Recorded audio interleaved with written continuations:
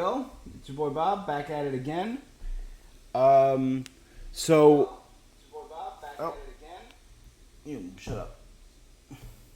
Good to know the sound's working at least. Uh, we just finished our stream of Mass Effect Andromeda after finishing our stream of the Mass Effect Legendary Edition trilogy. So today, I wanted to talk about these games and give my thoughts on this series of 4 games. Overall, I think I undersold my love of this series. I forgot how great this series truly was. I love old school BioWare. I love the Dragon Age games. I love Baldur's Gate, KOTOR, and Mass Effect.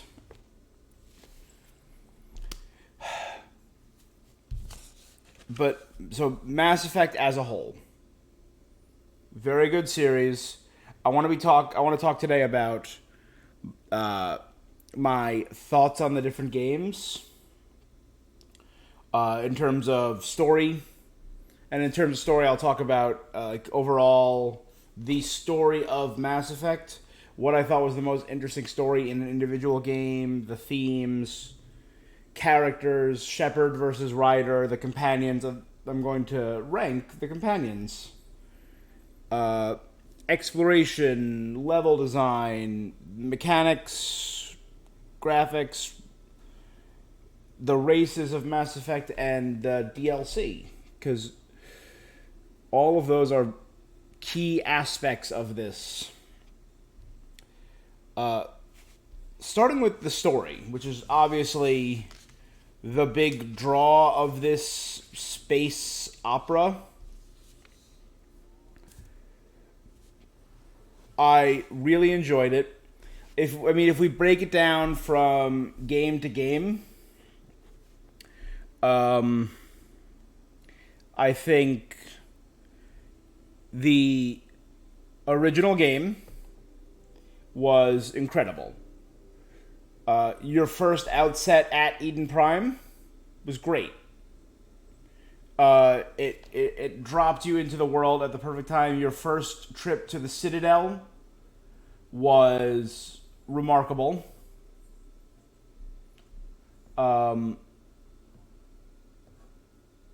Your first trip to the Citadel was perfect.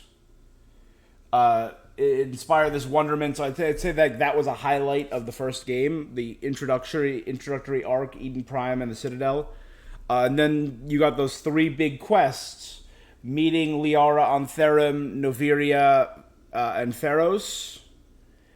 All great for me. Noveria with the Rachni and the intrigue and dealing with, starting with dealing with the corporation, dealing with the familiar, and then exploring these under caves filled with these long thought dead creatures. Dug it. The Rachni on Noveria and Matriarch Benezia, and the people of the corporation turning on you when you discover the secrets. Awesome. Love all of it. Theros with Exergeni and the Thorian and the people of Zhu's Hope. Great. Loved all of that. I think Noveria I prefer a little bit more. So all of that unlocking and you dealing with not only uncovering Saren's corruption to the council, but also uncovering what is his plan. Why is he going to these specific locations? And it building to Vermeer, where you lose a teammate or you lose a squad mate. Great. All really loved it. Then culminating with Ilos and the battle on the Citadel against, on Vermeer, getting to talk to Sovereign and understanding, oh damn, Saren is not the, I almost said Thanos. Saren is not the problem. The problem is the ship itself. That's really cool. That's such a twist that I didn't expect. And the Geth as an enemy were great. We move on to 2, which I think in terms of the stories, 2 had my favorite story. Again, I feel like the comparison of it being the Empire Strikes Back of this series is pretty good. Starting with the destruction of the Normandy and fast forwarding 2 years, it let them put all the other characters in a more interesting place. It gave us an excuse why we don't have all of our OG characters back. And it helped progress the world, the feel of the world, in my opinion. The 2-year skip, like the Awakening, and in the Cerberus Lazarus Project, and the Freedom's Progress, and Tali is the one who tells you it's been so long. Ironically, though, 2 I think had less true story beats because the majority of the action was an Ocean's 11 crew building scene. That was the majority of Mass Effect 2, building your team, which I think is the highlight of the game. Like going to Omega, and technically picking up Zaid on Omega, but going to Omega and getting Dr. Morden and dealing with the Plague, and Archangel, and finding out who Archangel is, and dealing with the gangs. Corliss was okay, where you get Grunt, but the Purgatory Prison, where you get Jack, great. Really love that, where you get Subject Zero. That's such a cool concept, an intergalactic prison that's essentially blackmailing itself, is corrupt and is blackmailing planets to keep the prisoners imprisoned. Fun. Horrible and interesting, but fun. Then moving on to Horizon, where you run into the Vermeer Survivor. Where you run into either Caden or Ashley. For me, Ashley. And yeah, really interesting. Getting that perspective of, oh, you work for this criminal organization now, you work for terrorists, but also that's your first big interaction with the Collectors and Harbinger. Then you get more team, you get Thane and Samara on Ilium, you get Tali, the Collector ship. Storming the Collector ship was a lot of fun. And again, the highlight might not be the main story into, while the Collectors were a cool threat and were interesting. Not only building the team, but the loyalty missions. My memories for 2 are pretty much all centered around loyalty missions in this game. Morden's loyalty mission with Malin on Tuchanka, and Grunt becoming a part of Clan Urdnot. Both big, memorable set pieces. Jack and going to Praja, was it? And dealing with the fallout of that game. Yeah. Or that storyline, her being tortured. Thane and his son, Samara and her daughter, Tali and her loyalty mission with the fleet, or the flotilla. Legion's mission eventually, I thought, is one of the biggest thinkers in the game. Like, oh yeah, what would I do here? Would I kill? Would I brainwash? So that I thought that was a very interesting perspective.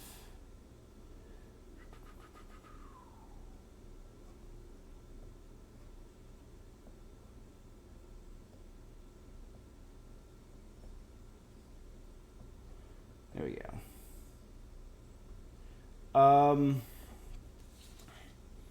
Yeah. But then the Reaper IFF, meeting Legion, your crew getting captured and suddenly playing as Joker, while the crew is being taken, going beyond the relay, doing the suicide mission, and actually paying off all the choices and all the extra gameplay you put in to let everyone survive the suicide mission. Huge. Great gameplay, really fun, adds a lot of replayability to this. Then we move on to 3. In terms, again, I'm just talking in terms of story right now, not the highest highs in 3, but some very good moments. So we start with Earth falling, going to the Prothean archives on Mars, going to Palaven. I say going to Eden Prime counts because it was a day 1 DLC. I know I'm not really considering the DLCs right now, but once we get into the big choices, particularly dealing with the Krogan genophage, so first being on Surkesh, and in my case helping Rex get the and Morden transport the female. Of course, both of those characters could be dead, and it could be Paddock Wicks and Erdnot Reeve, and fighting off Cerberus on Surkesh, and then going to Tuchanka and actually developing the genophage. The loss of Morden, in my story at least, was tugging on the heartstrings. So, really appreciated that as a story. The Citadel coup, Cerberus taking over and storming the Citadel, dealing with the Vermeer survivor and Udina, and getting to kill Udina, who I've hated for 3 games at this point. Great. And the most ill-timed war ever, the Geth-Quarian War. I should mention during the Citadel coup, again, a lot of the options you get, in particular, either Kirahi or Thane fighting Kai Lang to save the Solarian. So if you went out of your way in other games to make sure characters survived, they helped you in this game, which I love. Thane was great. And then during the Quarian Geth War, you breaching the ship and rescuing Legion, but then the Quarians firing on you. Me truly hating the Quarians during all of that. Siding with the Geth, hands down. And then Legion's sacrifice after fighting a Reaper on foot. Great. The battle for Rannoch was an amazing part of this game. The fall of Thessia was alright. I think bringing Javik along really made it better for me.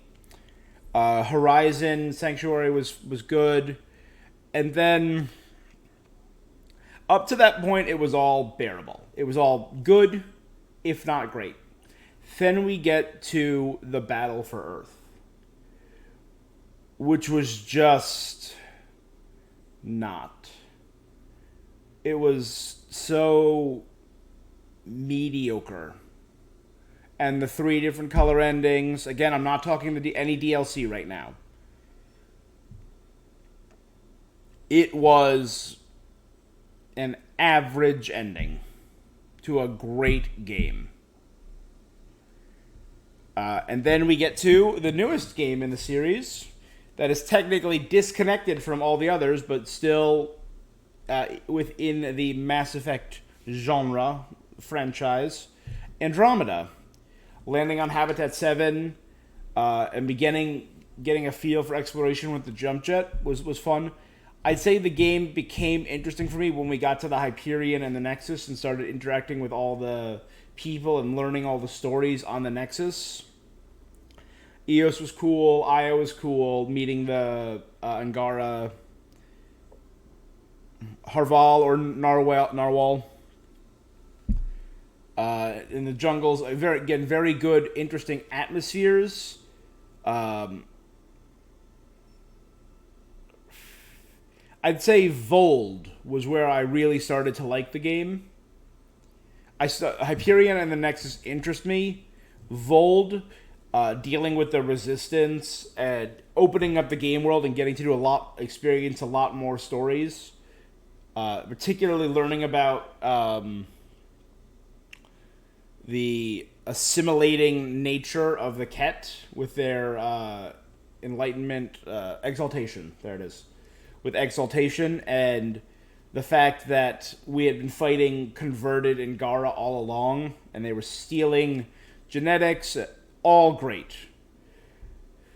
Kadara, I liked the story of Kadara, while Kadara itself, particularly the design of Kadara, really bugged me. The having to go to the docks, then going through the slums, then going out into the world. That tier level bothered me because of how frequently I had to do it. I enjoyed the Outlaw vs. Collective story.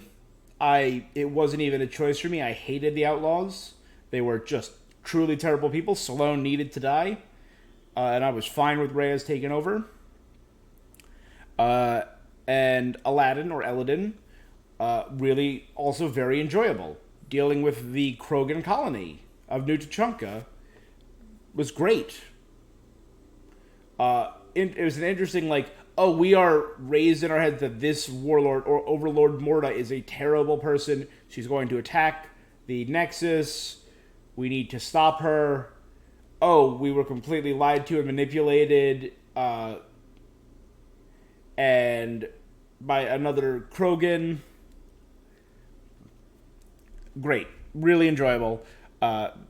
Dealing with the Turian arc and the Solarian arc. I should also mention the loyalty missions. Most of them were pretty good. Drax was a lot of fun. It was a little too long, and I feel like the stories would have been better had they been more self-contained, because there was a lot of starting and stopping.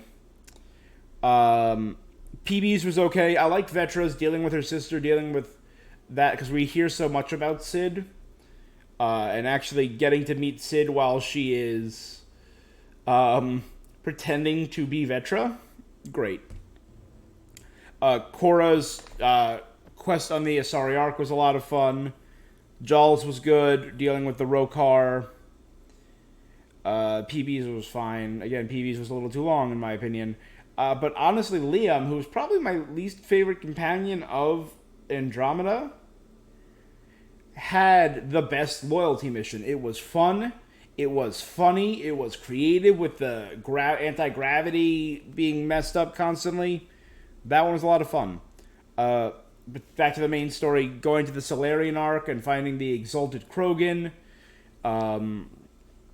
Learning all about Meridian and the control system was neat. The Remnant City, which led into the attack on Hyperion, where you played as your sibling. All cool. And then Meridian itself was a fun fight. Did I wish they did things differently and you actually got to fight the Archon, stuff like that? Yes. The fact that the final boss was an architect was in my opinion. But at least it had a final boss, unlike Mass Effect 3, which was just a gauntlet of enemies. Which, again, this was actually kind of similar to. Yeah, it was kind of very similar. So, overall, the story of Mass Effect was very good. More good than bad in terms of story. If we start talking about the themes of Mass Effect, the primary theme I think in these games would be choice, which I love as both a game mechanic and a theme. It really it tied in so well in the early games 1 and 2 with the Paragon and the Renegade options. But it tied in this theme of every person, every being, every race has or should have choice. And a lot of it dealt with choice in terms of conflict.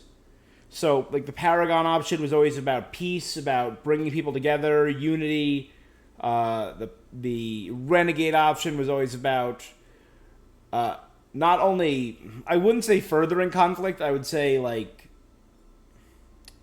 control or independence would be the renegade option. But those themes of like peace and control kind of mirror the Paragon Renegade options throughout the game, in terms of how you dealt with the big things, like the unity of freeing the Rachni versus controlling the situation by killing the Rachni was your Paragon Renegade option there in 1. Or in 2, destroying the collector base or controlling because it's too evil, or controlling the collector base to further your own agenda, or the Elusive Man's agenda. So you had all these options, and the Paragon, the more you did, was more helpful in making everyone survive. If you chose Renegade options on Vermeer, you could kill Rex.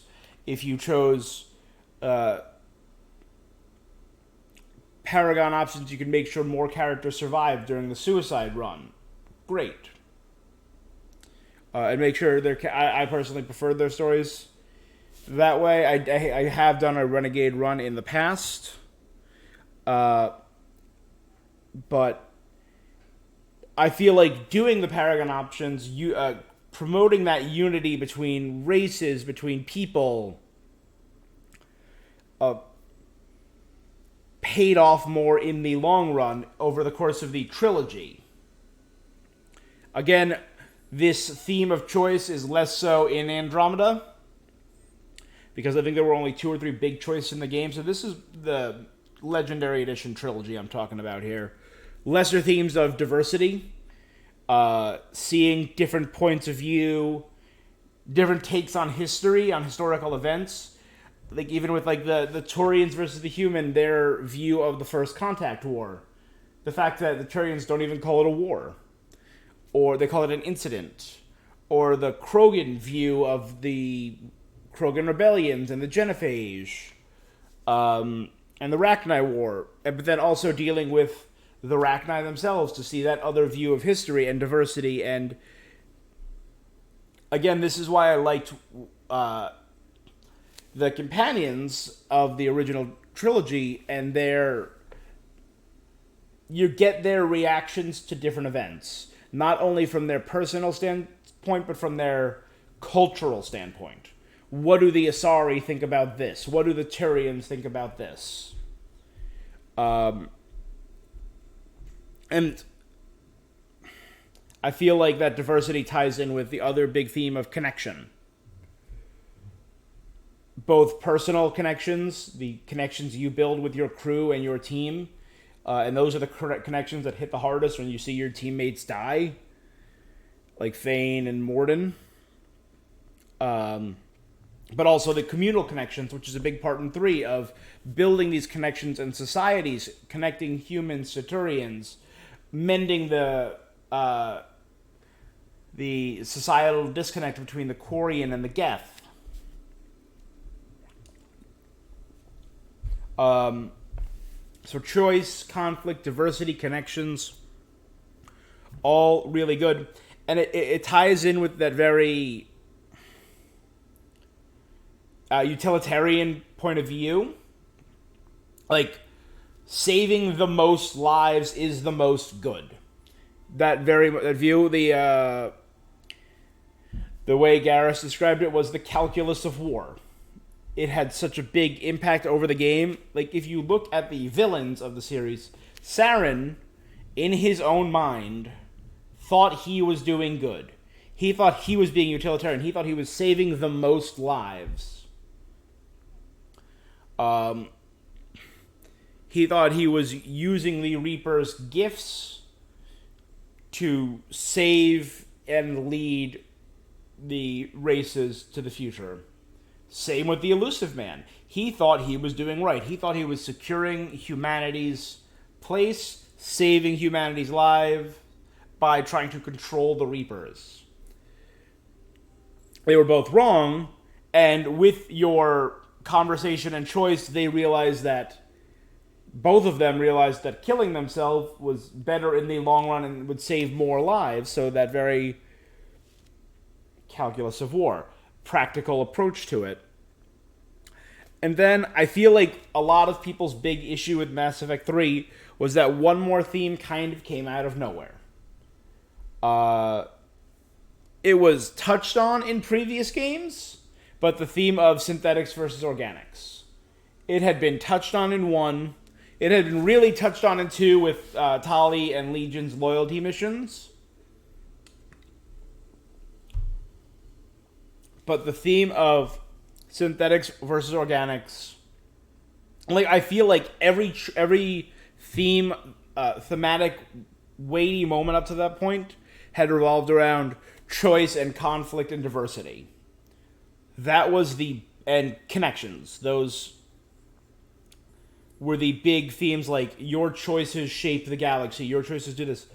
And then, out of nowhere, the theme was like, oh no, the theme is robots versus people. The theme is space robots, and they're afraid that you're going to make other space robots, so they're going to kill you, so they're going to kill you first, so you don't get killed by the other things. So that came out as, like, the dominant theme, and it should not have. It was very out of nowhere, and it was a hard pill to swallow, basically. So that's the themes of the main trilogy. In Andromeda, so yeah, I did not care for that. I think having the theme of choice as the main driving theme works so well with the system that they developed, the conversation branching systems of 1, 2, and 3. Andromeda did not have that. Andromeda had themes of survival. At what cost do we survive? Do we survive at any cost? Meeting new cultures was a theme, and blending with can cultures truly blend? Religion. But I feel like the main theme of Andromeda is expectations. Not only, like, for example, in terms of the setting, Helios, all of these worlds did not meet the expectation of all the people. And we have to reshape our world to meet our expectations, but also, in Ryder's own story, Ryder rising to meet the expectations of others, rising to meet the expectation of his father who made him the Pathfinder, rising to meet the expectations of not only your companions, but the Nexus, who don't see you as the man that your father was, or your papa. So overall, I like that theme for Andromeda. It ties in well with the theme of exploration and the feel of Andromeda. But I feel like the thematic weight and story of the original trilogy, the Tridge, is more satisfying narratively. Now, a big part of these games are obviously the stories are important, but it's the characters that we get behind. It's the characters that sell us on these games. So in terms of the main two, Shepard and Ryder. Shepard can be so different depending on your playstyle because you had that option of choice in the first trilogy. The Paragon, the Renegade, the professional, caring, diplomatic Shepard, which is what I played in my most recent playthrough, or the Renegade, sarcastic, sometimes violent, sometimes sociopathic, warrior, but funny, still funny. Ryder being the young, sarcastic, but kind of idealistic child who has to prove themselves. So I actually think I prefer Shepard as a character, and I like their arc of, like, hey, you're a human who has been through so much, you're trying to stand at the peak of humanity and become its respecter and become its savior. And but I feel like Ryder's story was more personal. Like, hey, this is something that's happening to you, to your family. It's not just happening to the galaxy and you are a part of it. I think I prefer Shepard as a character, but I think I kind of prefer Ryder's story. Like, personal involvement. But we're not here for Shepard. We're not here for Ryder. We're here for the companions.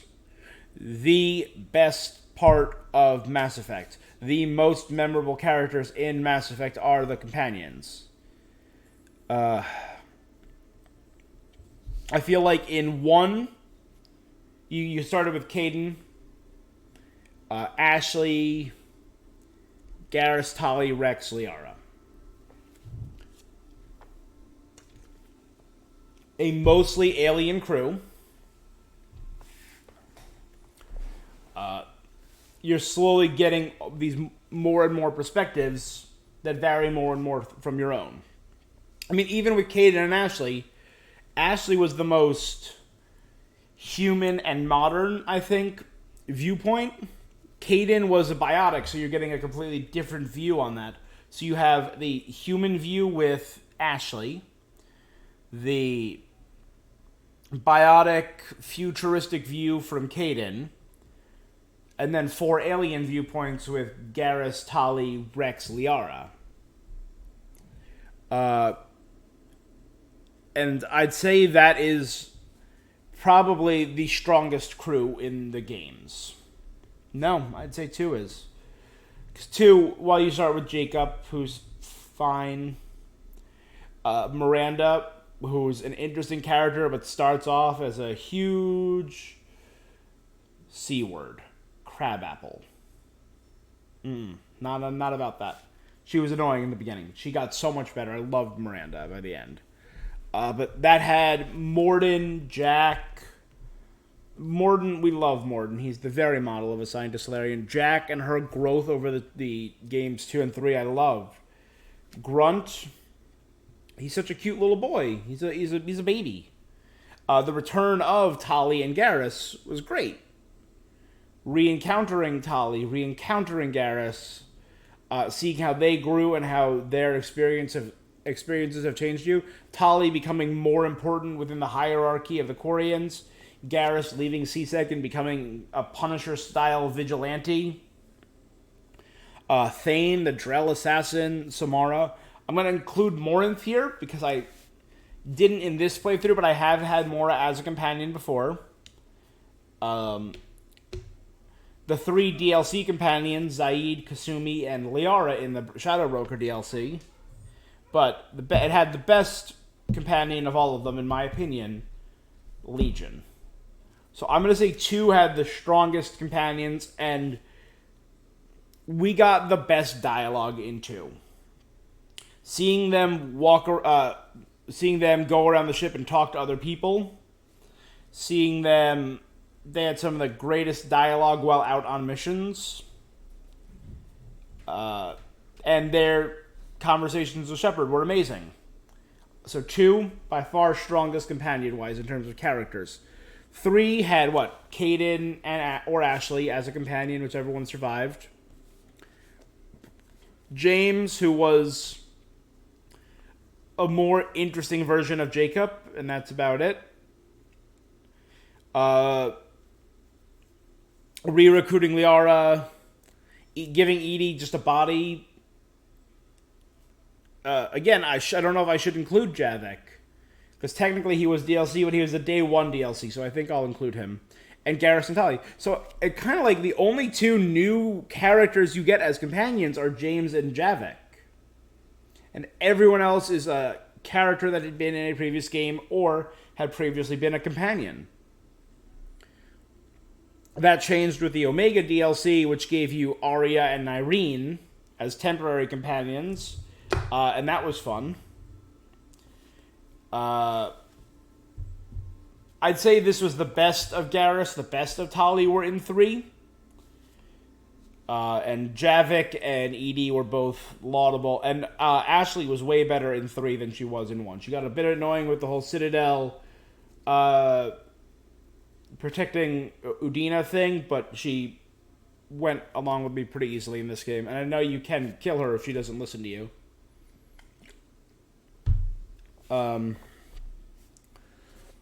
Andromeda, Liam, Korra, Vetra. Korra's great. Vetra's probably my favorite. Pelissari Abyssale, or PB. Drac, love Drac. And Jal. It was good to see I'm glad we get to see a opinion that wasn't a Milky Way galaxy resident in Jal.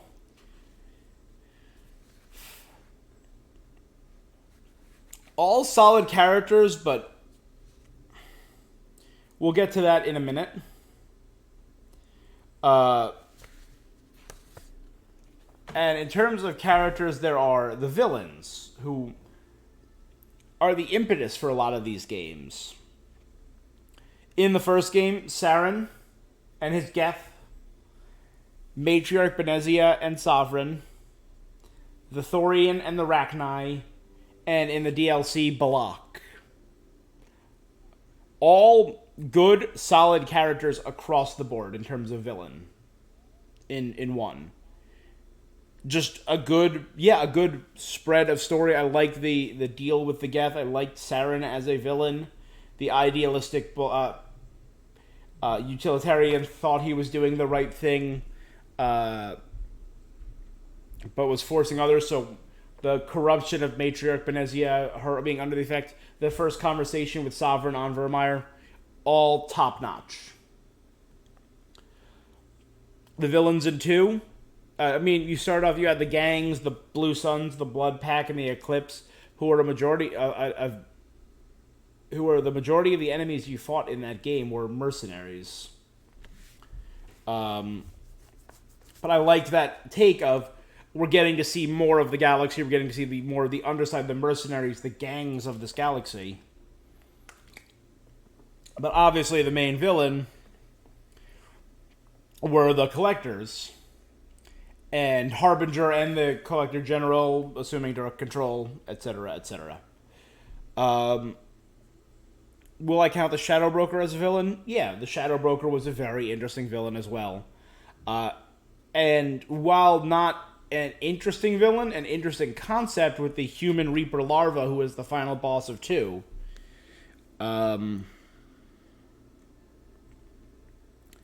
Yeah. An interesting, more diverse spread of villains, in my opinion, in 2. And I'm not counting the Elusive Man as a villain in 2, because he was more of an impetus, a driving force in 2. 3.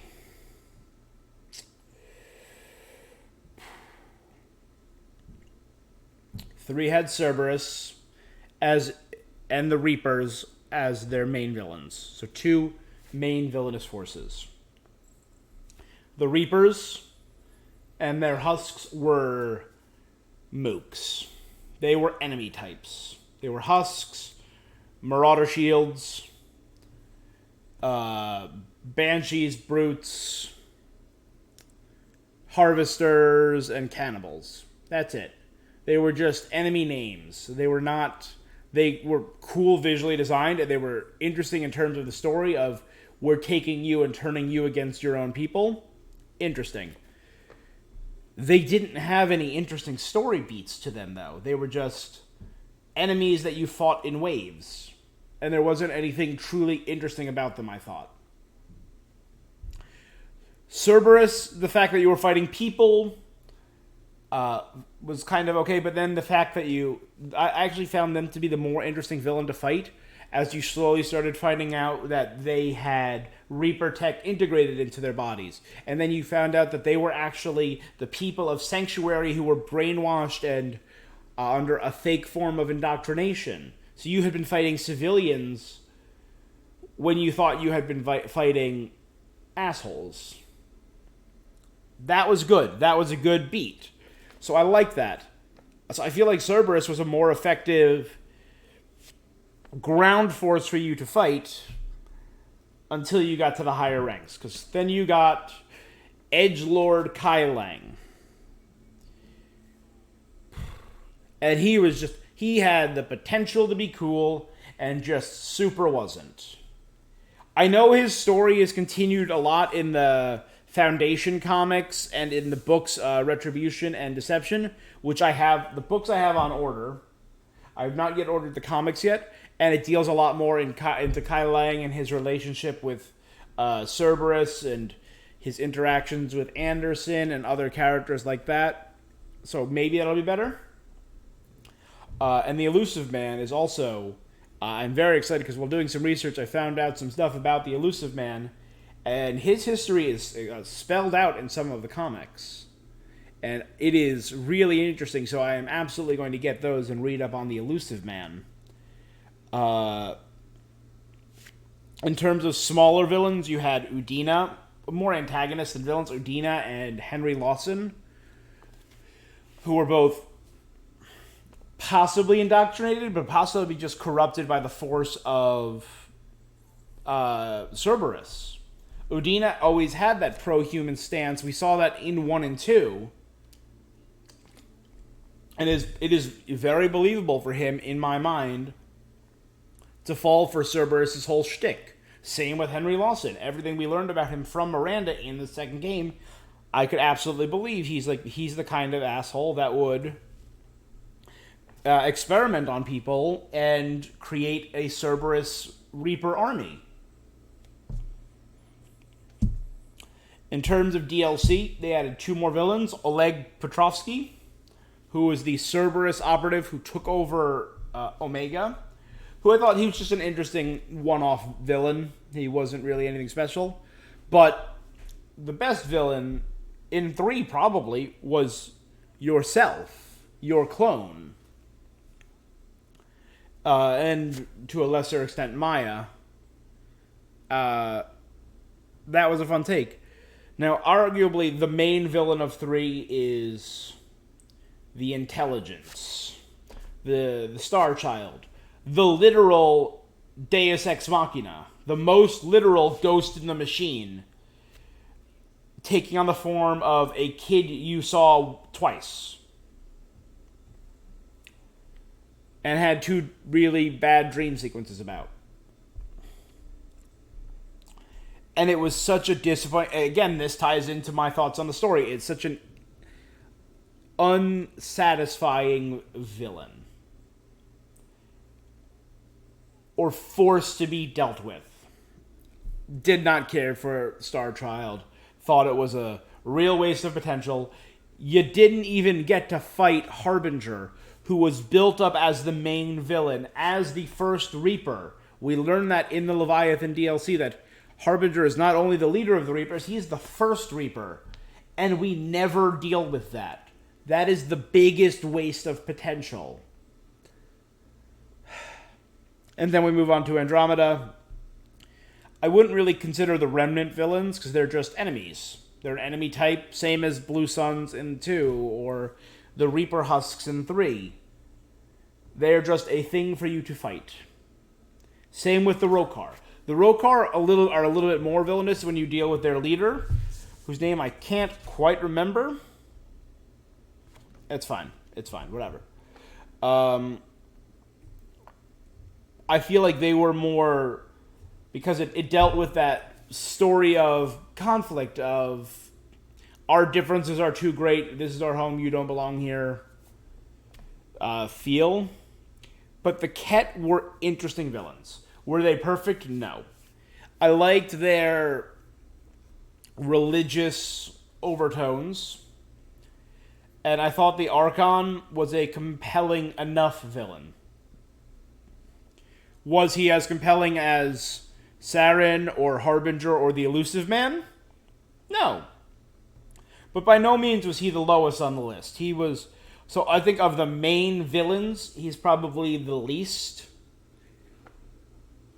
Because I'm counting the Elusive Man as the main villain of 3 and not Starchild. If I do, he's higher up on the list than the Reaper Space Baby. In terms of interest, in terms of motivation. Like, he's actually going rogue and going against the will of his people for this power. for possibly corrupt reasons. And I wish we did get more of this series, because I'd be interested to know what becomes of making the Primus the main villain, essentially. But now we're going to take a quick divergence.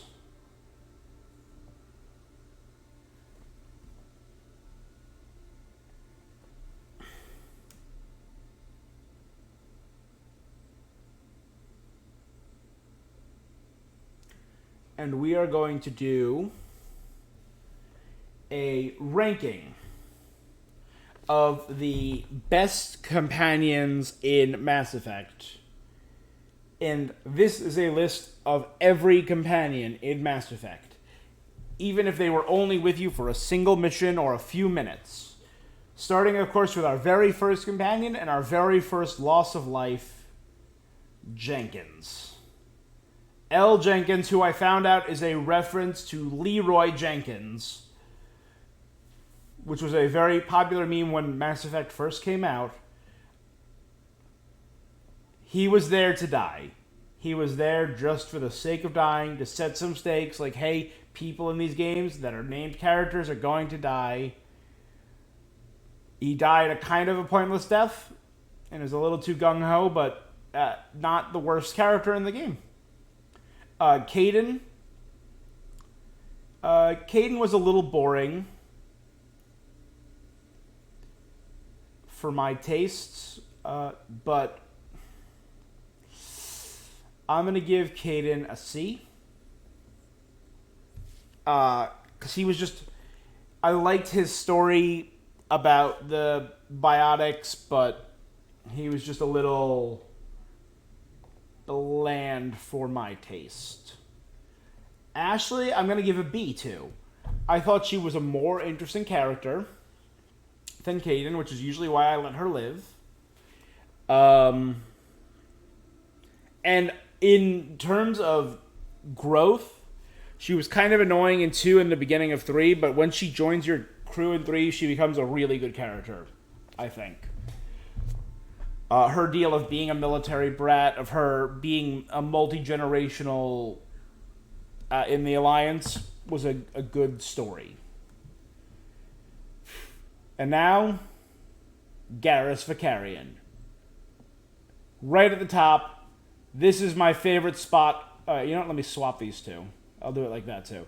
Garrus is a great companion, and he deserves all the praises. There is a reason that BioWare sells an officially licensed Garrus Vakarian body pillow. He is an amazing character and deserves props, respect. We see his growth across the games. He is a lot of fun. He's a really good character and becomes probably Shepard's best friend. And it's just a great dynamic presence. Starts off from the stick in the mud, CSEC agent turned vigilante turned government consultant soldier. He's amazing. Urdnot Rex.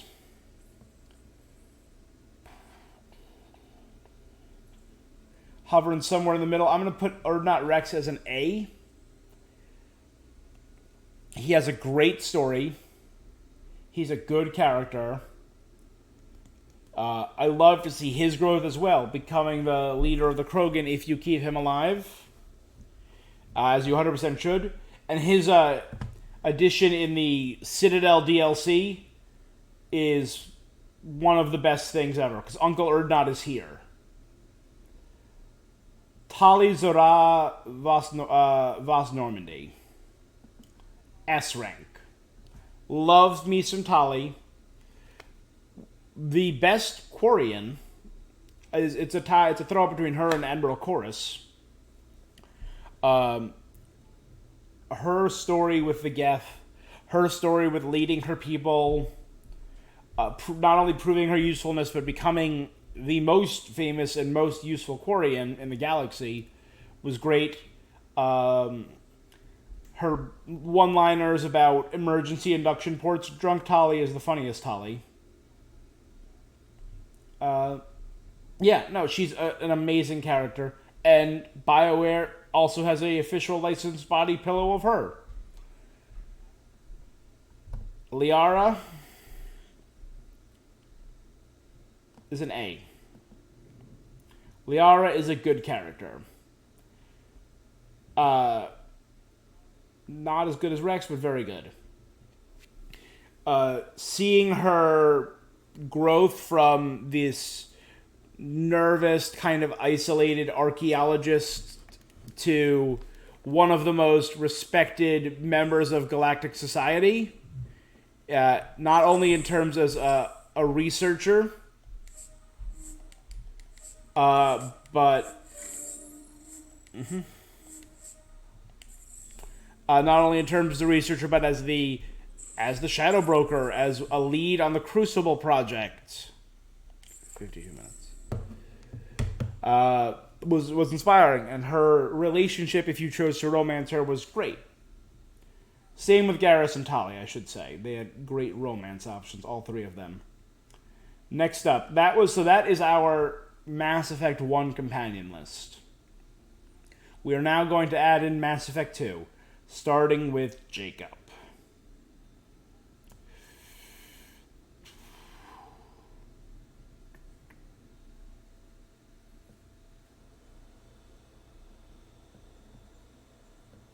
This is hard. Jacob's a D. Jacob is probably my least favorite companion. He just doesn't do it for me. He doesn't have that same personality, the vibes of the others. His loyalty mission was fun, where we get to beat up his scumbag dad, but also found this out canonically. Jacob is one of the only characters who will cheat on you. If you canonically romanced Jacob in Mass Effect 2, he will still leave and get someone else pregnant. So, yeah, I feel like he earns his spot at the bottom of the barrel. Next up, you might not remember him, Wilson, voiced by Steve Bloom, who it turns out was going to betray you. But he's there, he teaches you how to use Metagel and how to use your powers. Sorry, Steve Bloom. Only because he tried to kill us. And so Jacob's not the lowest companion. Miranda Lawson. Perfect genetics, represented by the perfect voice actress, Yvonne Strahovski. I'm going to put her in...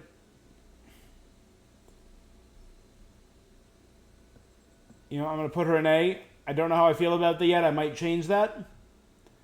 But her story, especially in 2 leading into 3, I think is one of the most interesting. Because they don't really talk about genetic manipulation, again, until Andromeda. But it introduced that idea in the Mass Effect universe of a genetically perfect being and kind of... how can you live up to perfection? You can't. So she became this reclusive, very serious being. And you have to get her out of that. I also think she has a great romance. When I first played, I played 2 was the very first game I played. Miranda was my very first romance. In no small part because she was played by Sarah Walker from Chuck.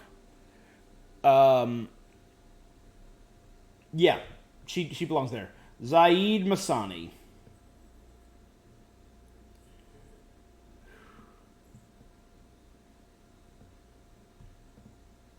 I feel like I got Jenkins too high. Yeah, Zaid Masani will go there. Zaid was fine. He was probably my least favorite companion in 2 other than Jacob. But his inclusion in the Citadel DLC and his interactions with Garrus were so amazing.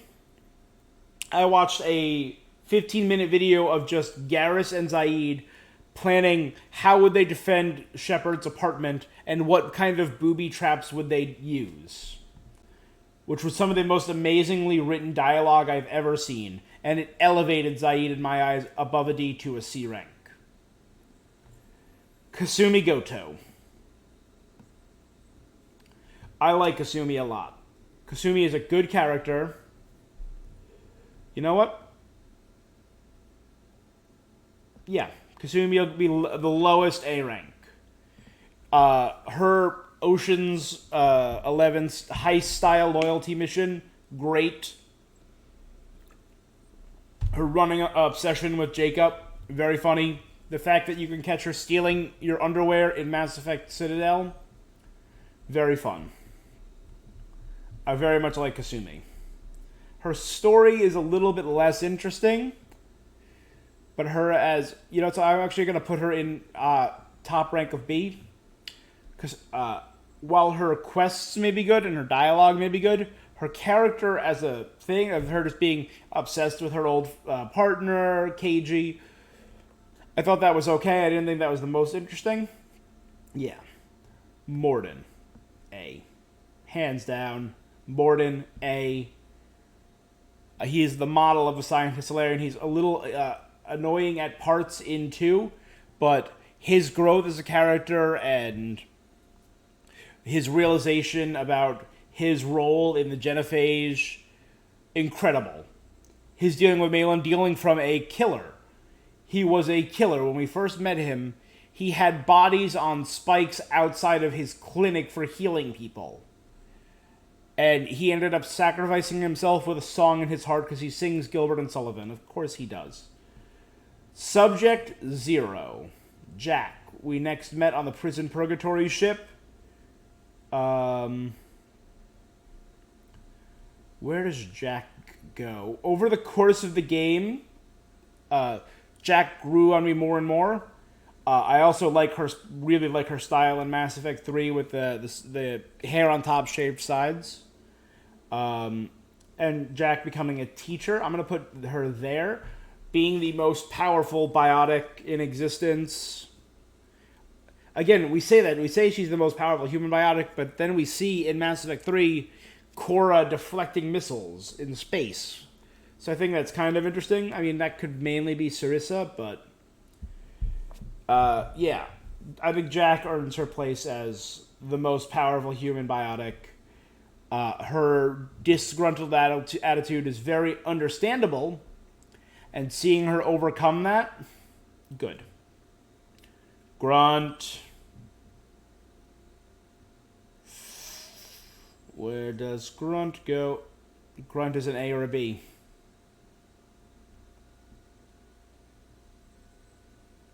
He's a sweet cinnamon roll. I'm going to do that. I'm going to switch him with Jack. Put him at the top of B, directly underneath Rex. Yeah. You know, I'm actually going to switch. No, that belongs there. Yeah. Grunt is a great character. The perfection of the Krogan race, born in a very un-Krogan manner, in a tank. But his story of learning what it means to be Krogan was great, and his loyalty mission where you fight a Thresher Maw on foot was a ton of fun. So Grunt, you get a B in my book. Thane. Yep. Thane, right in the middle of A. I love Thane Krios. Great character. The Drell assassin who regretted his work, but in order to process that, kind of had that disconnect. My body was the killer, not me. But he still didn't want his son to go into that because he had regrets for being used as a killer and it putting his family in danger. So his loyalty mission dealing with his son Koliot, and the fact that he comes back, if you save him, he comes back in 3 and will save you and the Solarian counselor from Kai Lang in a great sword fight. He definitely deserves a high ranking. And his death probably hit me the hardest because the slow, long goodbyes tend to hit me a little more than the sudden, fast losses. So the sudden, fast loss of Morden did not hit me as hard as the sudden, or as the long, drawn-out loss of Thane. Samara.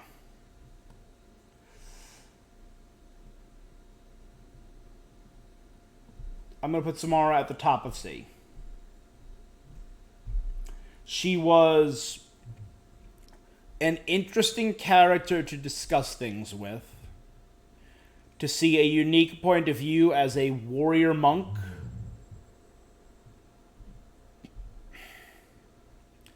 But I feel like it was a bit one note. It didn't hit me as hard as it should have. Included on this list is Morinth, her daughter, who I did have in a very old playthrough as a companion. Having the Ardot-Yakshi serial killer on your crew,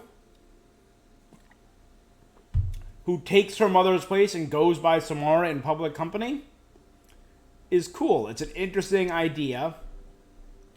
I'm actually going to put that as B. I prefer... You know what? I'm going to do that. Yeah. They'd be right next. I think that I prefer Samara in terms of the overarching story, but I think if I'm just giving the character their merits, having a villainous, a truly corrupted viewpoint on this crew is very interesting.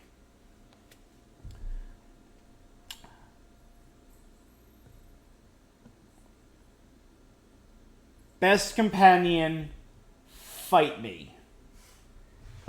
Legion is...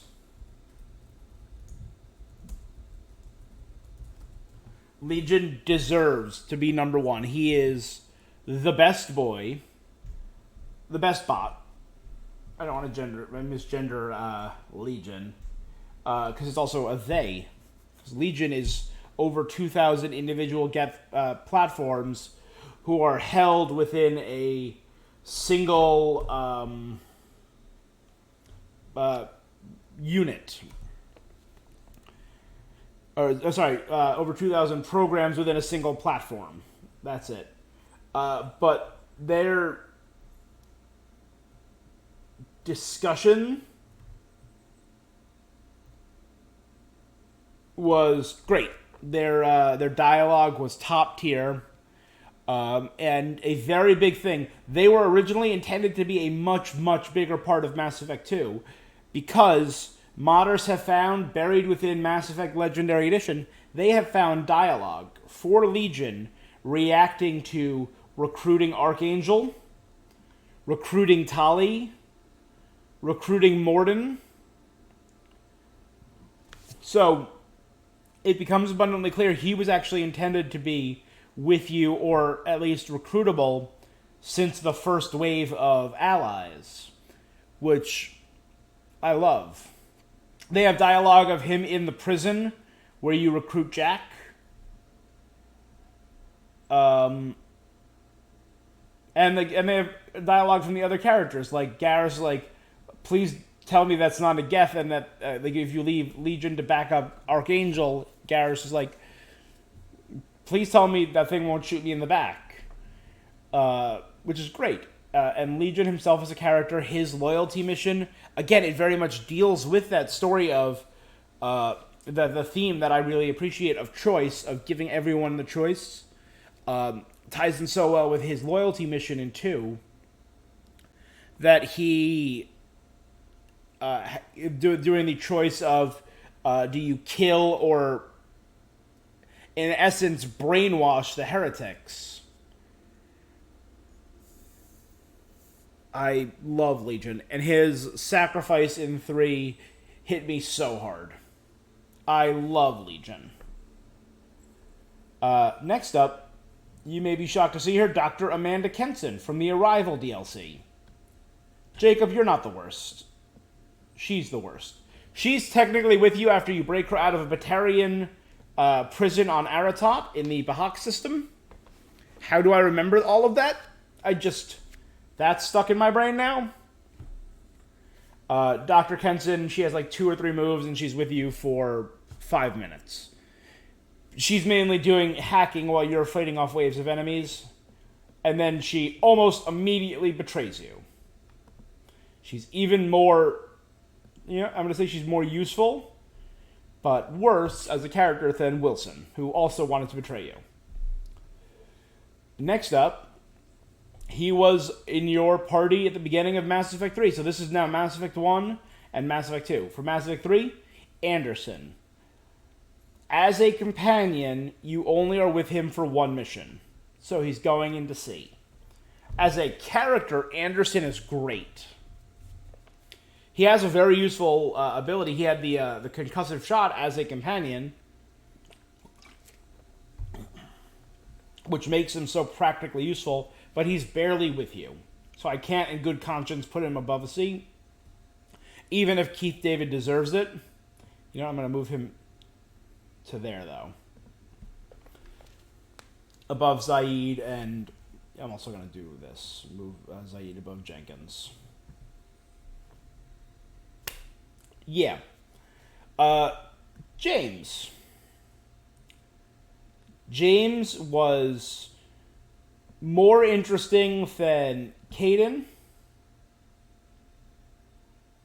And I thought much more interesting than Jacob. But I feel like those three fit an archetype. Same with Liam. Daniel from Andromeda. Of being your muscly male starting companion. 3 of them are actually former soldiers. They even follow that archetype. Former Alliance military. But one of them is still current Alliance military. In James, I feel like he was kind of patronizing, but his gung-ho attitude, his doing his best nature kind of endeared him to me more so than the other two. Yeah. James was cool. That's all I really got to say about James. Next up, Edie. Starting out as your companion, I'm not going to discuss her in the context of being your ship's AI. I'm going to discuss her in the context of being your companion. So being a companion who was a former NPC, that's big points for her. She's going to be top tier. She's going to be S, A, or B. I'm going to put her after Jack, but before Kasumi. Yeah, after Jack, that feels right. I like her take on life as an AI. I think it's interesting. As a bottom-up AI, unlike the Geth, so she was a top-down AI. She was designed to be an AI, unlike the Geth, who are bottom-up AI, who became an AI on their own, who grew into it, who evolved into it. She was always designed to be an AI. And very solid squad mate. Cool, tech-themed, using the body of a Cerberus infiltrator mech, whose name was Eva Kor, which, doing my research, ties in heavily with the comics and the Elusive Man's backstory. Check up on that. It's really interesting. And our last proper story companion, I'm going to include him in the proper story section because while he was a DLC character, he was a day one DLC character. And Javik, I'm going to put there. Does that feel right? Yeah, that feels right. He's not the best. He's probably the best companion in 3 to bring along for dialogue, because I found his dialogue to be particularly interesting. But yeah, no, that feels right. Above Jack, not as good as Grunt. Getting a Prothean's take on this culture, of all these cultures that were lesser than him, that he fully looked down on. Solarians were lizards, and they used to lick their own eyes, and Asari were just dum-dums who we had to handhold them the entire way. We didn't even care about humans. Were just were just monkeys living in caves, and the Quarians. He was actually quite attracted to Quarians. Loved all of that, and seeing his take as the upending of everything we knew about the Protheans, thinking of them as this benevolent, idealistic race, and learning, not really, they were a bloody, warmongering empire who had completely taken over the galaxy, and fought tooth and nail for centuries to fight back the Reapers and lost, was such an interesting perspective. I really liked that. In the DLC, we got 2 additional characters. Arya T'Loak and Nyreen Kandros. In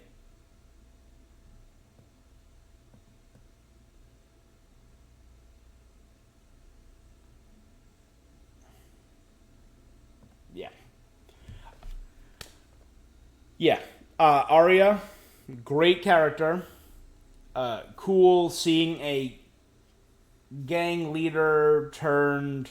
You know, I'm actually going to put them all right there. Yeah, I'm going to put both of them right there. I think Nyreen, as the leader of the Talons, was a little more interesting, and clearly she cared more about the people of Omega. And I appreciate that we had the tie-in with Kandros being her cousin in Andromeda. Yeah, I feel like that is an interesting... They were both good characters.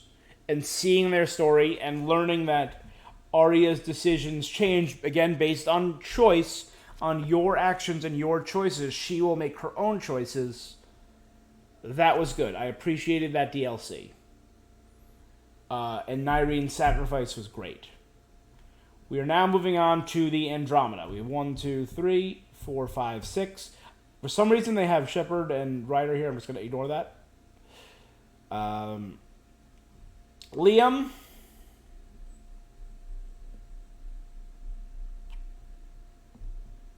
Yeah, Liam is a B. Good character. Yeah. Good character, fun attitude, best loyalty mission within Mass Effect Andromeda, hands down. But his thing of going too fast, going from thing to thing, not able to find his footing, and making these mistakes was an interesting character story. I liked it. Cora.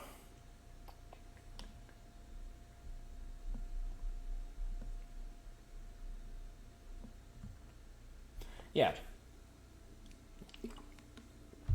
I liked her story of being a human trained among the Asari Commando. I think her growth of believing she deserved to be the Pathfinder to realizing she was acting as a follower and hadn't really made any big actions of her own was an interesting story. Also, her hero worship of the new Asari Pathfinder Sarisa was very good. I liked that arc. Probably the best companion in this game. And I am going to put her as an A rank. This is my controversial pick, probably. Yeah, I'm putting her above Grunt, Jack, and Javik. Is Vetronex. She is... I liked the female Turian look that we very first saw with Nyreen in the last game. We had, up to that point, yet to see a female Turian. But the smuggler with the heart of gold. She's the Han Solo. She has while she herself was not a criminal or mutineer, she still smuggled supplies to the mutineers to make sure they stayed alive. Her story with her younger sister, great. She grew up doing the dirty jobs to protect her family. I like her story. Pelisaria Basale. PB.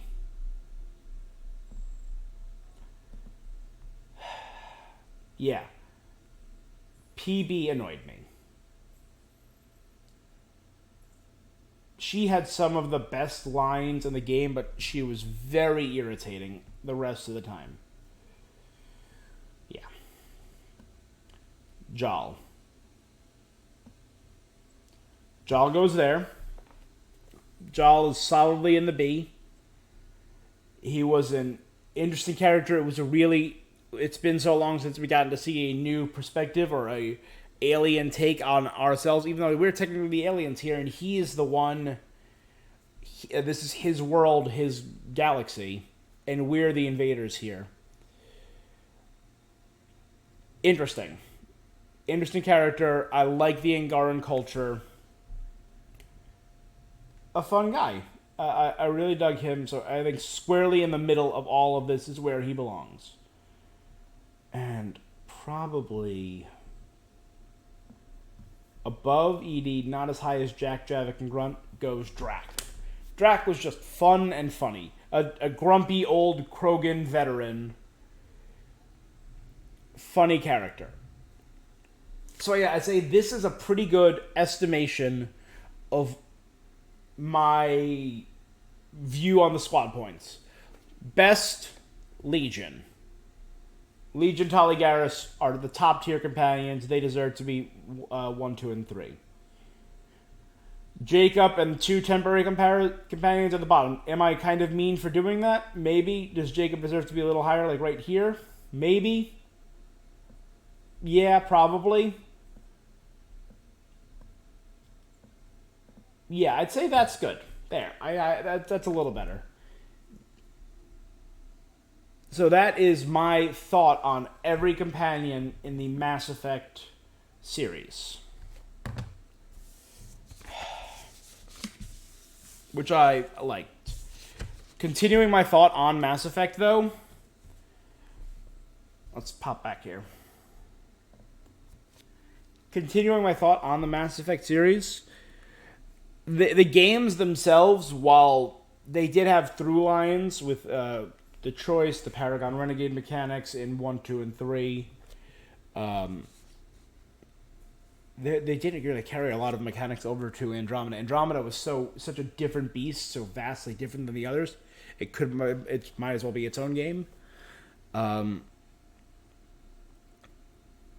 the 3 different systems, like in 1, you equipped different levels of equipment and weapons to every single member of your team, and did all the RPG leveling up their stuff. So 1 had a lot of management. 2 had preset weapons you chose from and gave them to your crew, and also did the RPG leveling up stuff. 3, you had the weapons you doled out, and then you could research and level them up while also managing your RPG stuff. I feel like 3 had the best evolution of that mechanic. And then Andromeda was a flat-out looter-shooter. There was way too much resource management. Not only were you leveling up people in multiple categories, and then you, for leveling up yourself, you had 3 different sections and like 18 and 12 different skills in each section. That was way too much. But you were also getting inundated with way too much armor and way too much weaponry. It was too much. It felt like we were back in Mass Effect 1 managing their system, which I was not about. Gameplay-wise, Andromeda's gameplay is the best in terms of exploration. The combat wasn't bad either. The combat mechanics were pretty solid. But in terms of movement and exploration, there's something great about Mass Effect Andromeda's movement, particularly the jump jets. But in terms of combat, Mass Effect 3, hands down, best combat gameplay. But seeing as combat is only one aspect of it, and the other aspect is the dialogue, the branching dialogue choices, 2 and 3 have the best dialogue options. And I also hear the Legendary Edition did improve a lot in terms of combat in Mass Effect 1. It was pretty seamless for me in 1. I hear that it used to be far less so. So yeah, I think Mass Effect 3 has the best combat. Mass Effect 2 had the best interactions and dialogue, and Mass Effect Andromeda had the best exploration. Speaking of exploration, there's one other aspect of exploration that I should mention, because you weren't always out there exploring on foot. Sometimes you were exploring in space, and sometimes you were exploring on planets. In terms of space gameplay, I'd say Mass Effect 2 had it the best. Mass Effect 1, you went from planet to planet, and on some of those planets, you were in the Mako. The big, clunky, poor handling Mako. They improved it in Mass Effect Legendary Edition, and it still annoyed the crap out of me. It was brutal. Ugh. I know the stream quality isn't that good, but go back and watch me playing through Mass Effect 1 again whenever I did one of those exploration. I was not happy with them. I was downright miserable on some of those planets. Yeah. So that was the exploration within Mass Effect 1. Moving from planet to planet was pretty basic. Moving from planet to planet in 2 was fun. You get to move your little ship around the map, manage your fuel, and then the exploration was not great because it was just that scanning minigame where it's just scan and drop a probe. Not the most engaging, but the DLC did add the Hammerhead, which handled great. It handled like a dream. It was very floaty and hovery, and you could fly around. But it blew up with one pot shot. It had no armor. You would die in the snap of a finger. I actually feel like the Nomad in Andromeda was the best medium. Yes, it didn't have a weapon like the Mako and the Hammerhead, so you couldn't fight in it. But in terms of exploration and handling, it was with the gear switching, so you were able to go up steeper mountains, or you were able to go quick with your 4-wheel drive. Probably handled the best of all three of them. I would get annoyed at times when I was being stupid and trying to drive straight up a sheer cliff, but I'd say, yeah, the Nomad handled by far the best. And the upgrades you got to give to it really helped out. And Mass Effect 3 didn't really have exploration. It had you moving on the map and running from Reapers, which was fun and entertaining, but nothing really substantial. Same with this game. This game, you would just immediately teleport from area to area with a little cutscene, and you wouldn't really get to explore space. It was more exploring the planets, which is disappointing. So I'd say 2 had the best space gameplay, even though it was very basic in all 4 games. And Andromeda had the best ground mechanic exploration. In terms of flying, you can't forget the ships. The Normandy SR-1, SR-2, and the Tempest. The Normandy SR-1 was fine. It took a while to explore the ship. And Mass Effect 2, you constantly have the elevator loading screens.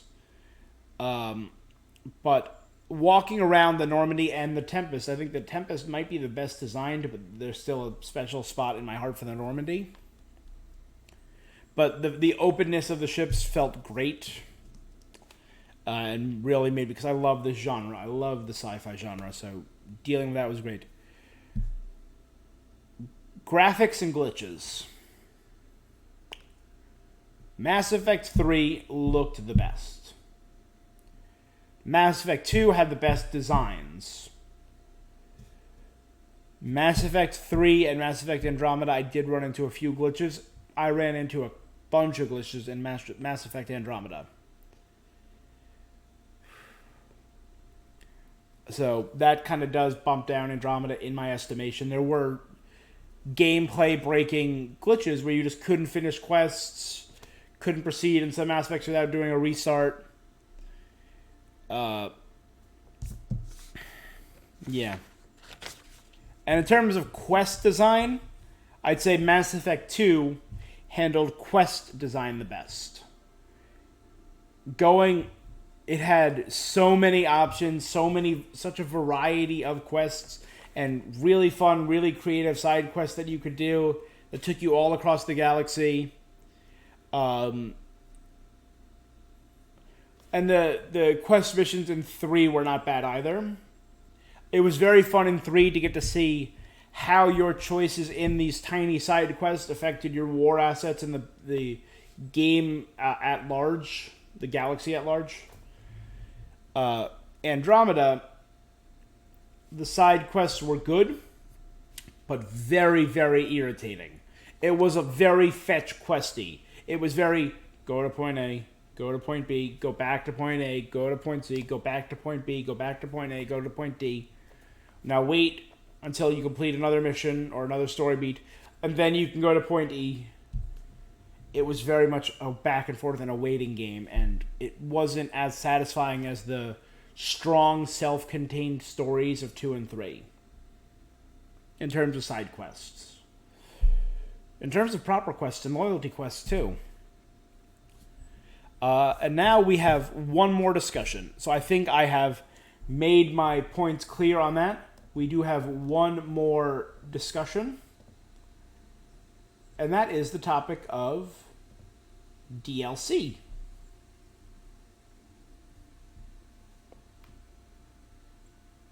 Oh, wait. Out, not in. Yeah, and topics of DLC. Which one was the best? Which one was the worst? I'm going to go in order. Starting with Bring Down the Sky from Mass Effect 1. It's where you meet Balak. It's where you meet Kahirel Balak. I got his name written down. Of course I do. Deal with the Batarians trying to drop a asteroid on a colony. I, at first, did not even realize it was a DLC. It went in so seamlessly in 1. And it was good gameplay.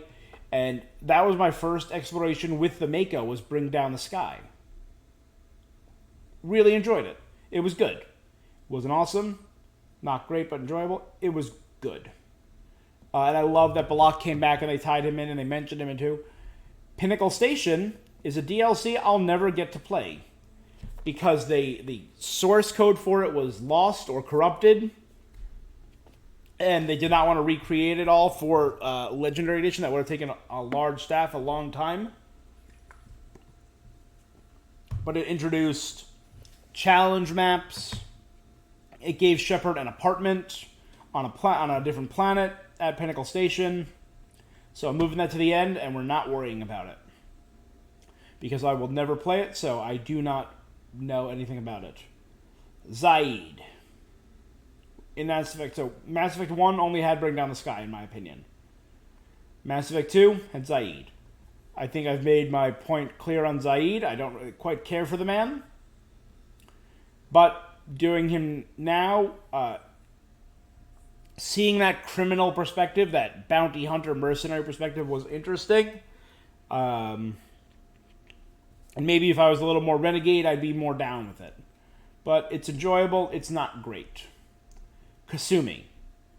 Kasumi's quest is awesome. While Kasumi the character might not be the best, Kasumi's heist quest was really enjoyable, in my opinion. I'm putting that in awesome. Too high? Maybe. I think that's where it belongs, though.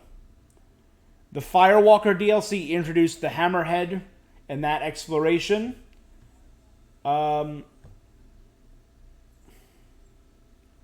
It was good. And it really it just added a couple quests with that. You know what? Actually, I'm going to put that in great. Because you also got to use that during Overlord. Overlord is a controversial DLC, I understand that. In terms of pure gameplay mechanics and story beats, it's good. In terms of it exploiting neuroatypical people, it's garbage. It's a very offensive and very misrepresentative story. Like, oh, how can this person talk to Geth? Oh, he's a math savant. And he's clearly autistic, and we're going to torture him. But I very much care about my brother. I'm going to shove tubes in his eyes and mouth. and string and literally crucify him in a giant machine. That is gross and exploitative and not great. I still like the DLC though. I still think the story is interesting of the human artificial intelligence combination. And it was brought back in Mass Effect Andromeda, the repercussions of Overlord, of trying to control the Geth with the Knight and the anti-AI movement in Andromeda. So that was interesting. Lair of the Shadow Broker. God tier. Best. Great DLC, Lair of the Shadow Broker. It introduced us to the Yogg, which is a very interesting alien race. It made Liara a companion again. We learned about Theron, her companion, who had been captured by the Shadow Broker. We learned that Liara and the Shadow Broker Liara stole the body from my body, Shepard's body, from the Shadow Broker when he was selling it to the collectors. All that, which is detailed in one of the comics, I believe. That story. It's a good story, and it's a fun DLC. It's a really fun map, moving along the outside of a ship during a storm, then moving through the inside, fighting off mechs and his personal guards before fighting him, a completely unique DLC boss, and it was fun and enjoyable and awesome. Arrival.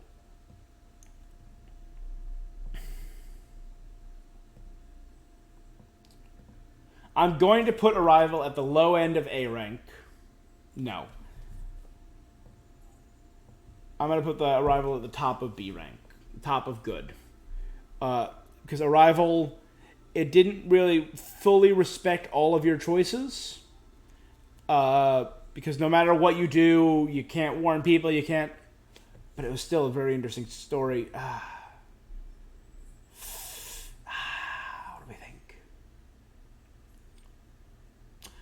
I'm gonna leave it there. I liked the idea of, yes, that's the utilitarian view. That's the calculus of war. You have to sacrifice the entire Bahak system, including a Batarian colony of hundreds of thousands of people. And they tied it in well with Mass Effect 3, and that's why you're in prison at the start of Mass Effect 3. Because you killed a lot of people. You did it for a fairly important reason of stopping the Reaper threat, but you still did a big oopsie. But the story itself was interesting. The gameplay itself was great. I just wasn't thrilled with that, so I'm going to move it up there. It's fine. From the Ashes. Introduced Javik. Day 1 Mass Effect 3 DLC. Introduced Javik to you. Javik, I already talked about him in my companion piece. Great addition. Leviathan.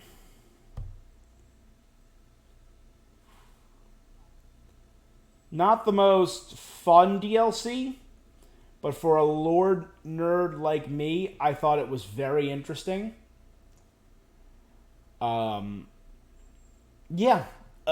the origin of the Reapers was really cool.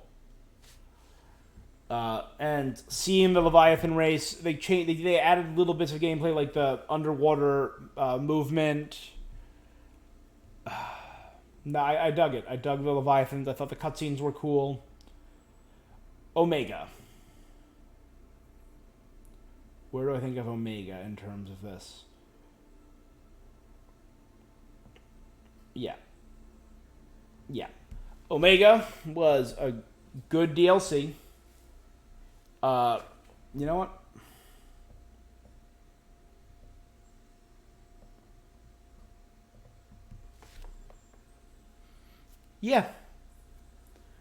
Yeah, that's what I think. Omega, the return to Omega in Mass Effect 3, seeing it under Reaper occupation, fighting the adjutants, the citizens of Omega who had been turned into these Reaper monstrosities, using a similar power that we learned, our technique that we learned they were developing on Sanctuary.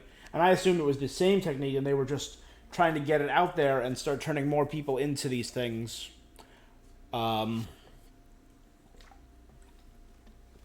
Yeah. And working with Arya and Irene was fun.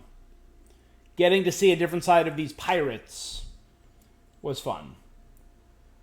Then comes the most controversial DLC, because does it really make up for the ending of Mass Effect 3? Yes. It is, in my opinion, the best DLC, because it is by far just the most fun I had playing this game. The biggest smiles on my face were during the Citadel DLC. I have watched so many videos on just different interactions during that final party.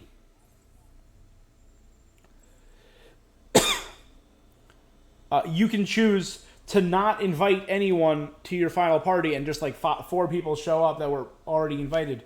And it's just sad. Or you could have a massive blowout and see all these characters dancing on tables and talking about all these weird topics.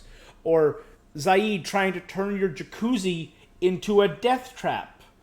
Or Joker talking to 3 ex-Cerberus agents and mocking Cerberus to their face. Or Grunt turning away pizza delivery guys for fun. Or turning away party guests. Because he found it funny. I loved it. And then the proper story of that DLC. Oh, also, the characters commenting on your destruction of their favorite sushi restaurant. But the DLC of you fighting with a stolen stealth pistol, which was really cool, through a used back alleys into a car dealership where you team up with Rex, who you haven't fought alongside since Mass Effect 1, and Liara, and fighting alongside the two of them, and dealing with Category 6, Cat 6, and Maya, and that twist that I did not see coming with Brooks, and finding out the villain is your literal clone,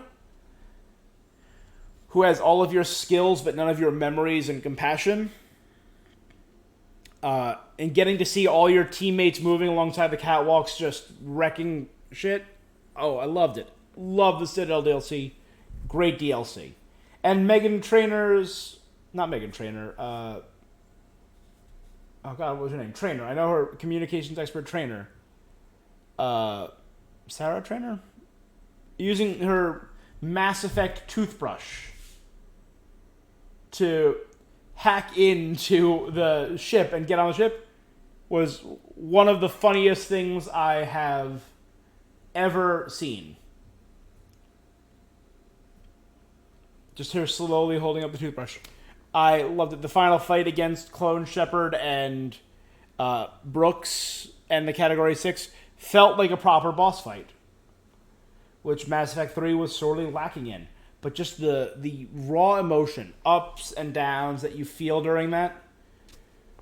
And probably one of my favorite Shepard scenes. Do I sound like that?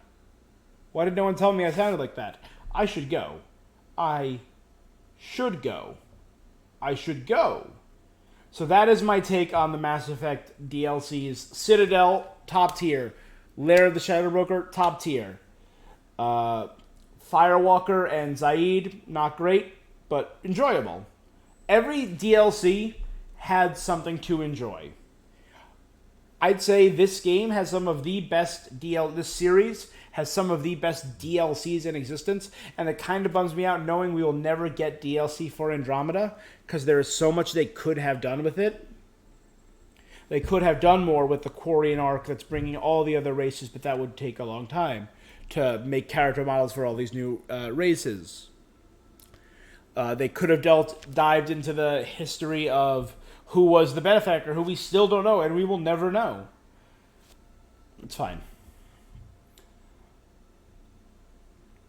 Let's go back to the chat. Yeah. Overall, guys, a lot of really great stuff. Really great series. As a whole, it's just enjoyable. It's just a great series. I want to check one more thing.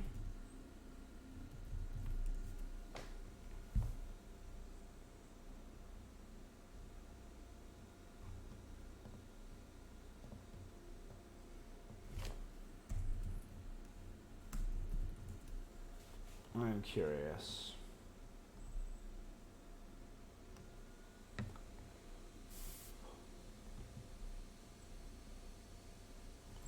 Yeah. In terms of the world itself, guys, I love this world. I love Mass Effect as a series, and we'll probably play it again in the future. Maybe sooner than I think, because maybe I want to go back and do a Insanity playthrough. One, to get that Insanity trophy, because I have a problem when it comes to missing out on things. I got FOMO for trophies, which is why I am sitting here with Mass Effect Andromeda open, just waiting to send out another strike team, because in exactly 2 minutes I can send out a strike team and hopefully get this strike team to level 20, which is a trophy, and earn enough funds to buy a 6th strike team, because that's 2 more trophies, and I have a problem. I have like a legitimate sickness, and come on, what am I doing? Why am I wasting my time on that? But yeah, I would love to go back and re-experience this series at a later date. Guys, thank you so much for joining me for this little retrospective appreciation. Me just chatting and spieling about my love of Mass Effect, because it is just such a goddamn good game.